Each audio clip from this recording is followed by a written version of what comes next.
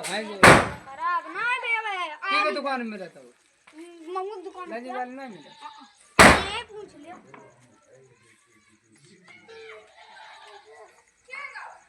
फाटी हो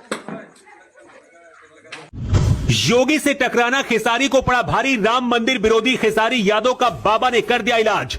योगी आदित्यनाथ से पंगा लेकर रोने लगे खेसारी लाल यादव। देखकर बोले पता नहीं अब मेरा क्या होगा।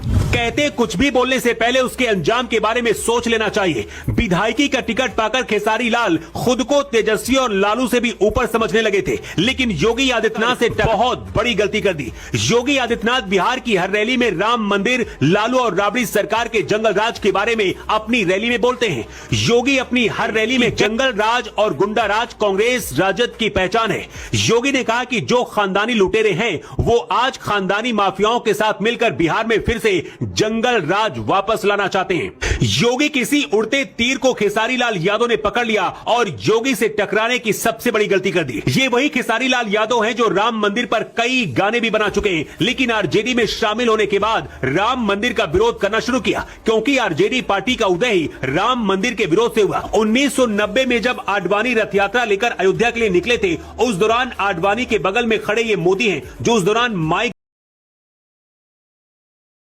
संभालने का काम कर रहे थे। बिहार में उस दौरान लालू यादव मुख्यमंत्री थे और अयोध्या पहुंचने से पहले ही रथ यात्रा को बिहार में रोक दिया था।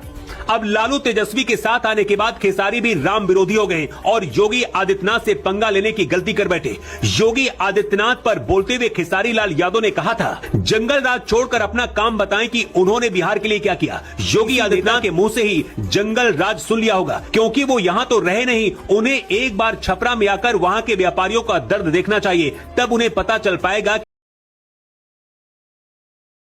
कि लोग क्यों सरकार बदलना चाहते हैं। खेसारी ने राम मंदिर बनाने की बजाय अस्पताल बनाने की बात भी कही थी। खेसारी लाल यादव के बंगले पर बुलडोजर चलने की खबर आती खेसारी लाल योगी के सामने गिड़गिड़ाने लगे। मुंबई में करोड़ों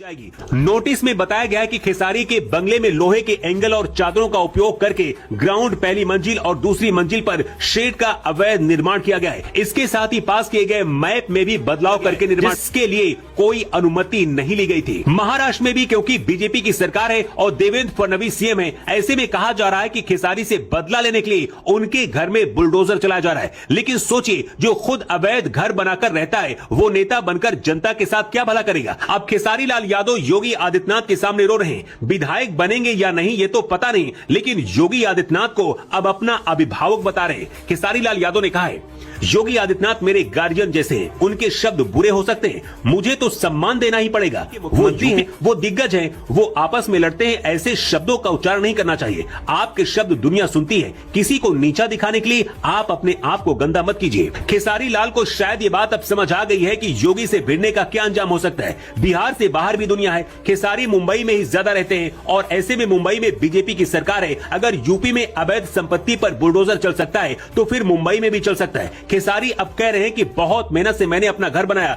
लेकिन कानून हर किसी के लिए एक जैसा होना चाहिए। अगर गरीबों की अवैध बस्तियां हटा तो फिर खेसारी जैसे भोजपुरी स्टार के अवैध निर्माण को गिरा के ये संदेश देना भी जरूरी है कि गरीब और अमीर सबके लिए कानून देश में एक जैसा है। वैसे आपकी राय क्या है, कमेंट करके आप जरूर बताएं। Bureau report.